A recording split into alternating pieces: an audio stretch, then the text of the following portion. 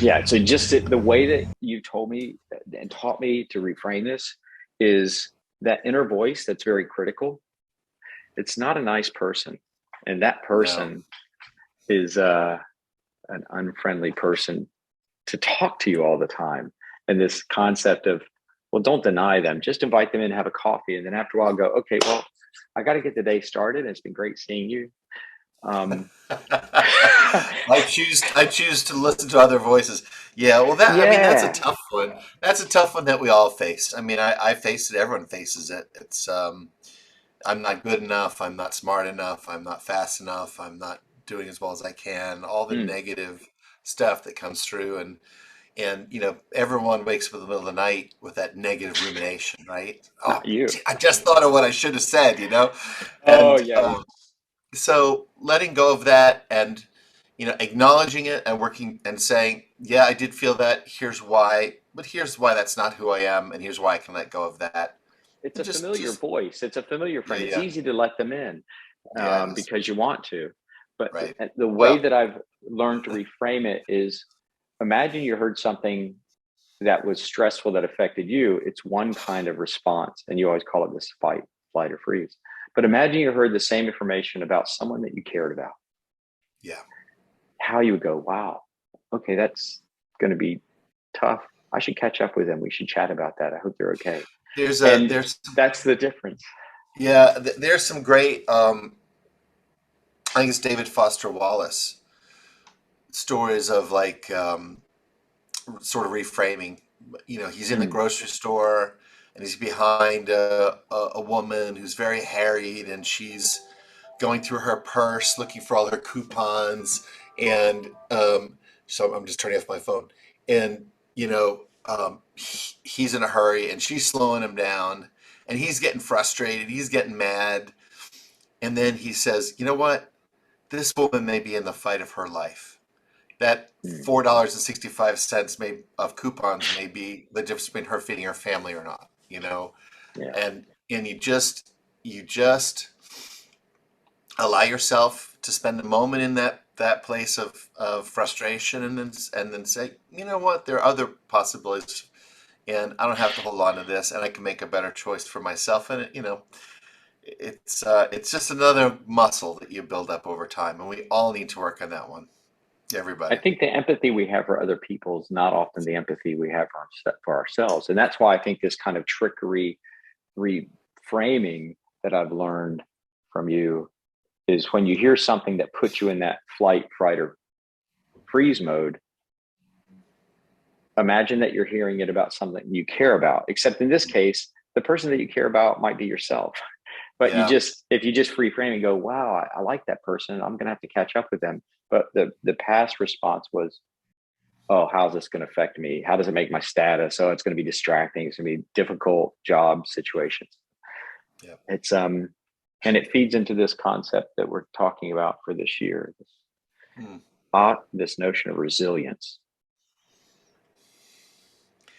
So I was thinking about this before getting in line with you, and there's a Chinese saying which is actually a curse. People don't realize it's a curse. May you live in interesting times. Hmm. And we are living in interesting times, um, and I think we're all kind of exhausted. I think one of the byproducts of COVID and the byproducts of the division in our country is just a general feeling of anxiety that we've all been carrying for a long period of time. And that's led to kind of an exhaustion and a frustration. And so, how do you counteract that? And um, um, I really enjoyed our themes last year of building around mindfulness and presence and as sort of the starting place. And I still think those are the building blocks. Um, Resilience is our ability to deal with and bounce back when things aren't going well. And, resilient people don't dwell on their failures. Resilient people sort of acknowledge the situation they're in, learn from their mistakes, and move forward. And um, so I think that's more important than ever, given these interesting times that we're living in. And I could talk to you some more if you want to about some of the Yeah. specific pieces of it. But, mindfulness and presence are definitely pieces of building resilience. Um, I'm just looking down now because I picked up yesterday. There's a psychologist, Susan Kobas, is pretty famous in this space, and she says that there are three essential elements to resilience. One is that resilient people view difficulty as a challenge, not as a paralyzing event, right? So they look What do at you their mean mistakes. paralyzing? I mean, like it's not a threat event. It's just a challenge. It's something that can be. Yeah, they don't view a difficulty or challenge as a judgment on them, right? And it doesn't Oh, cause a loss of self-worth. It's this is an opportunity to learn, to grow, to develop further, all those things. Resilient people are committed to their lives. It sounds funny, and to their goals. Um, they have compelling reasons to get out of bed. It's not just work, although work's important. It's their relationships, their friendships, the causes they care about. hmm. And then the third thing that she talks about is that resilient people have a high degree of personal control, which is kind of what we were just talking about before. I don't know whether you can use that or not, but Yeah. talking about that negative voice, they focus on situations and focus their effort and their energy on things that they can control, and they let's spend less time worrying about things they can't control, and so they tend to the less often feel lost, helpless, powerless from that negative voice saying you're not enough, you're not good enough, and it's more Hmm. like, oh, okay, I see where this has brought me. I see some things I can take from this, and I'm going to go forward and I'm going to learn and grow. So those are considered sort of This the whole three. control idea, the idea that we can't control things, is a threat to a disproportionate ego leadership. We have to be in control, and I just wonder if there's almost the only thing we can truly control is our response to things. Our That is so well. but I don't know That's what else. no, that's it. But that's it. That's the secret sauce. That's exactly the right answer. So I'm glad you said that, because control it is subject to misinterpretation, right? Hmm. We really can't control much. We can't control world events. We can't really control how other people behave. We can only control ourselves. So it's personal control. It's exactly what you said. I choose to show up as my best self, and I'm going to practice doing that. And this is who I want to be. This is what who I choose not to be. Like this, I know what will happen if I take the right road instead of the left road. Yeah. I don't want to be that person, right?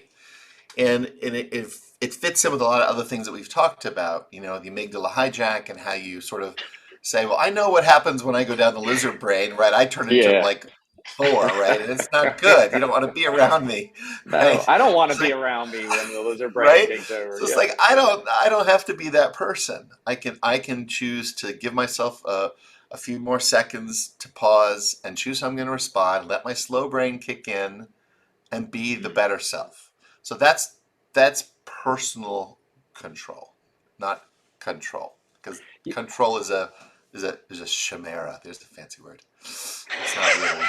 We don't have much actual control with capital C. So you and I, so I, one of my formative books, not mine, formative books that I've read was Meditations by Marcus Aurelius, Marcus a great Aurelius, yeah, great Stoic. Stoic.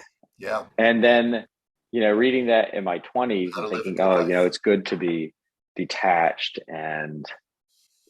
But at the same time, as I've read it again, I read it regularly. I must have read it, a dozen times over the last 30 years. Um, sometimes I'm feeling with, well, you don't let yourself be that happy either. You can go too far. And so there is this sort of third person detached when you go, Yeah, oh, that's an unfortunate thing that's happened to that person that I care about, which, is the reframing, because the person you care about is you.